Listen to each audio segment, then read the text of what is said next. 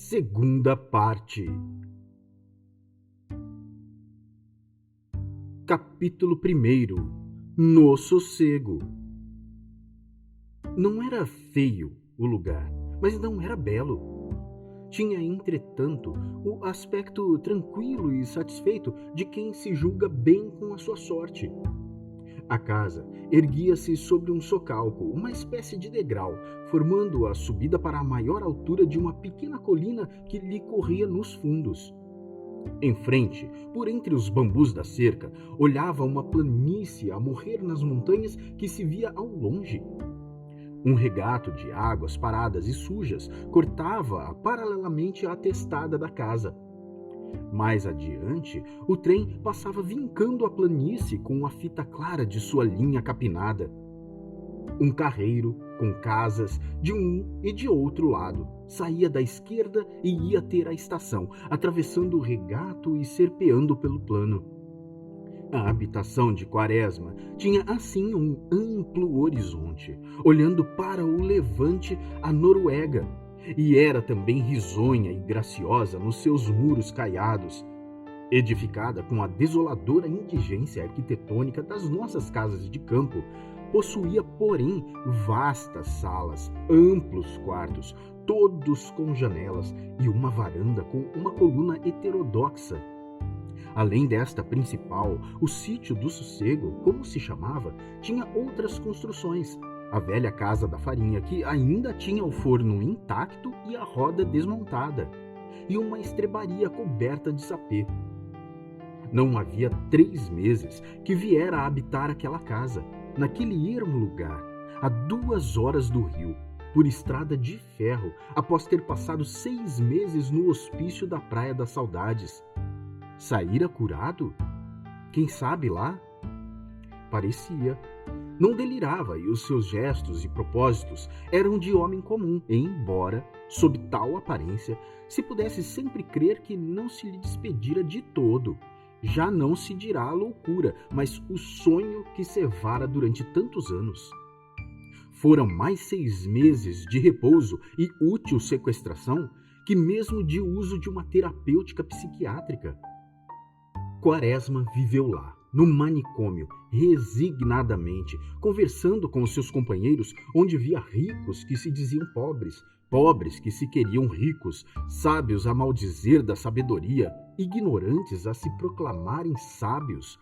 Mas deles todos, daquele que mais se admirou foi de um velho e plácido negociante da Rua dos Pescadores que se supunha Átila. Eu? Dizia o pacato velho. Sou Átila, sabe? Sou Átila. Tinha fracas notícias da personagem. Sabia o nome, nada mais. Sou Átila. Matei muita gente. E era só. Saiu o major mais triste ainda do que vivera toda a vida. De todas as coisas tristes de ver no mundo, a mais triste é a loucura. É a mais depressora e pungente. Aquela continuação da nossa vida, tal e qual, com um desarranjo imperceptível, mas profundo e quase sempre insondável, que a inutiliza inteiramente, faz pensar em alguma coisa mais forte que nós, que nos guia, que nos impele e em cujas mãos somos simples joguetes. Em vários tempos e lugares, a loucura foi considerada sagrada. E deve haver razões nisso no sentimento que se apodera de nós quando, ao vermos um louco desarrazoar, pensamos logo que já não é ele quem fala, é alguém. É alguém que vê por ele, interpreta as coisas por ele, está atrás dele, invisível. Quaresma saiu envolvido, penetrado da tristeza do manicômio. Voltou a casa, mas a vista das suas coisas familiares não lhe tirou a forte impressão de que vinha impregnado. Embora nunca tivesse sido alegre, a sua fisionomia apresentava mais desgosto que antes, muito abatimento moral, e foi para levantar o ânimo que se recolheu àquela risonha casa de roça, onde se dedicava a modestas culturas. Não fora ele, porém, quem se lembrara. Fora a afilhada que lhe trouxe a ideia aquele doce acabar para a sua vida. Vendo-o naquele estado de abatimento, triste, taciturno, sem coragem de sair, enclausurado em sua casa de São Cristóvão, Olga dirigiu-se um dia ao padrinho meiga e filialmente. O padrinho, por que não compra um sítio? Seria tão bom fazer as suas culturas, ter o seu pomar, a sua horta, não acha? Tão taciturno que ele estivesse, não pôde deixar de modificar imediatamente a sua fisionomia à lembrança da moça. Era um velho desejo seu, esse de tirar da terra o alimento, a alegria e a fortuna. E foi lembrando dos seus antigos projetos que respondeu à afilhada. É verdade, minha filha. Que magnífica ideia tens tu! Há por aí tantas terras férteis sem emprego. A nossa terra tem os terrenos mais férteis do mundo. O milho pode dar até 2 colheitas e 400 por um. A moça esteve quase arrependida da sua lembrança. Pareceu-lhe que ia atear no espírito do padrinho manias já extintas. Em toda a parte, não acha, meu padrinho, há terras férteis. Mas como no Brasil, Apressou ele em dizer. há poucos países que as tenham. Vou fazer o que tu dizes: plantar, criar, cultivar o milho, o feijão, a batata inglesa. Tu irás ver as minhas culturas, a minha horta, o meu pomar. Então é que te convencerás como são fecundas as nossas terras. A ideia caiu-lhe na cabeça e germinou logo. O terreno estava amanhado e só esperava uma boa semente. Não lhe voltou a alegria que jamais teve, mas a taciturnidade foi-se com o abatimento moral, e veio-lhe a atividade mental cerebrina, por assim dizer, de outros tempos. Indagou dos preços correntes das frutas, dos legumes, das batatas, dos aipins. Calculou que 50 laranjeiras, 30 abacateiros, 80 pessegueiros, outras árvores frutíferas além dos abacaxis. Que mina!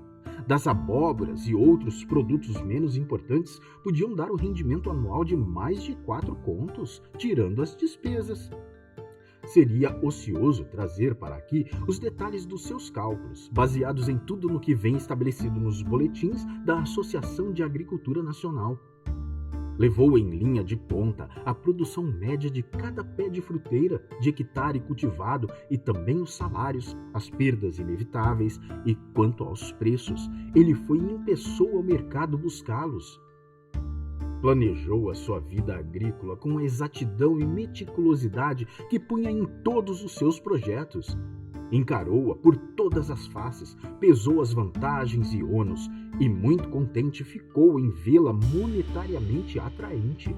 Não por ambição de fazer fortuna, mas por haver nisso mais uma demonstração das excelências do Brasil. E foi obedecendo a essa ordem de ideias que comprou aquele sítio, cujo nome, Sossego, cabia tão bem à nova vida que adotara após a tempestade que o sacudira durante quase um ano. Não ficava longe do rio, e ele o escolhera assim mesmo maltratado, abandonado, para melhor demonstrar a força e o poder da tenacidade, do carinho no trabalho agrícola. Esperava grandes colheitas de frutas, de grãos, de legumes, e do seu exemplo nasceram 1000 outros cultivadores, estando em breve a grande capital cercada de um verdadeiro celeiro, virente e abundante, a dispensar os argentinos e europeus. Com que alegria ele foi para lá! Quase não teve saudades da sua velha casa de São Januário, agora propriedade de outras mãos, talvez destinada ao mercenário mister de lar de aluguel. Não sentiu que aquela vasta sala, abrigo calmo dos seus livros durante tantos anos, fosse servir para salão de baile fútil, fosse testemunhar talvez rixas de casais desentendidos, ódios de família. Ela, tão boa, tão doce, tão simpática, com o seu teto alto e as suas paredes lisas, em que se tinham incrustado os desejos de sua alma e toda ela penetrada da exalação dos seus sonhos. Ele foi contente. Como era tão simples viver na nossa terra. 4 contos de réis por ano. tirados da terra, facilmente, docemente, alegremente. Ó terra abençoada! Como é que toda a gente queria ser empregado público, apodrecer numa banca, sofrer na sua independência e no seu orgulho? Como é que se preferia viver em casas apertadas, sem ar, sem luz, respirar um ambiente epidêmico, sustentar-se de maus alimentos, quando se podia tão facilmente obter uma vida feliz, farta, livre, alegre e saudável?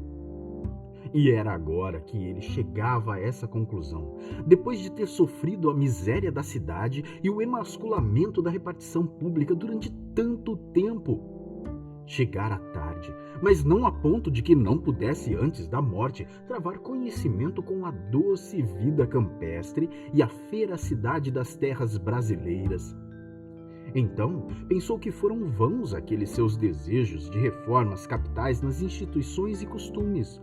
O que era principal à grandeza da pátria estremecida era uma forte base agrícola, um culto pelo seu solo ubérrimo para alicerçar fortemente todos os outros destinos que ela tinha de preencher. Demais, com terras tão férteis, climas variados, a permitir uma agricultura fácil e rendosa, este caminho estava naturalmente indicado. Ele viu então diante dos seus olhos as laranjeiras em flor, olentes, muito brancas, a se enfileirar pelas encostas das colinas como teorias de noivas. Os abacateiros de troncos rugosos a sopesar com esforço os grandes pomos verdes. As jabuticabas negras a estalar dos caules rijos. Os abacaxis coroados que nem reis, recebendo a unção quente do sol. As abobreiras a se arrastarem com flores carnudas, cheias de pólen. As melancias de um verde tão fixo que parecia pintado. Os pêssegos veludosos, as jacas monstruosas, os jambos, as mangas capitosas. E dentre tudo aquilo, surgia uma linda mulher, com um regaço cheio de frutos e um dos ombros nu, a lhe sorrir agradecida, com um imaterial sorriso demorado de deusa. Era Pomona, a deusa dos vergéis e dos jardins. As primeiras semanas que passou no sossego, Quaresma as empregou numa exploração em regra da sua nova propriedade. Havia nela terra abundante, velhas árvores frutíferas, um capoeirão grosso com camarás, bacurubus, tinguacibas, tibiúbas, monjolos e outros espécimes. Anastácio, que o acompanhara, apelava para suas recordações de antigo escravo de fazenda, e era quem ensinava os nomes dos indivíduos da mata a Quaresma, muito lido e sabido em coisas brasileiras. O major logo organizou um museu dos produtos naturais do sossego. As espécies florestais e campesinas foram etiquetadas com seus nomes vulgares e, quando era possível, com os científicos. Os arbustos em herbário e as madeiras em pequenos tocos, seccionados longitudinal e transversalmente. Os azares de leituras tinham-no levado a estudar as ciências naturais e o furor autodidata dera a Quaresma sólidas noções de botânica, zoologia, mineralogia e geologia. Não foram só os vegetais que mereceram as honras de um inventário, os animais também. Mas como ele não tinha espaço suficiente e a conservação dos exemplares exigia mais cuidado, Quaresma limitou-se a fazer o seu museu no papel, por onde sabia que as terras eram povoadas de tatus, cutias, preás, cobras variadas, saracuras, sanãs, avinhados, coleiros, tiês e etc. A parte mineral era pobre, argilas, areia e aqui e ali uns blocos de granito esfoliando-se. Acabado esse inventário, passou 2 semanas a organizar a sua biblioteca agrícola e uma relação de instrumentos meteorológicos para auxiliar os trabalhos da lavoura.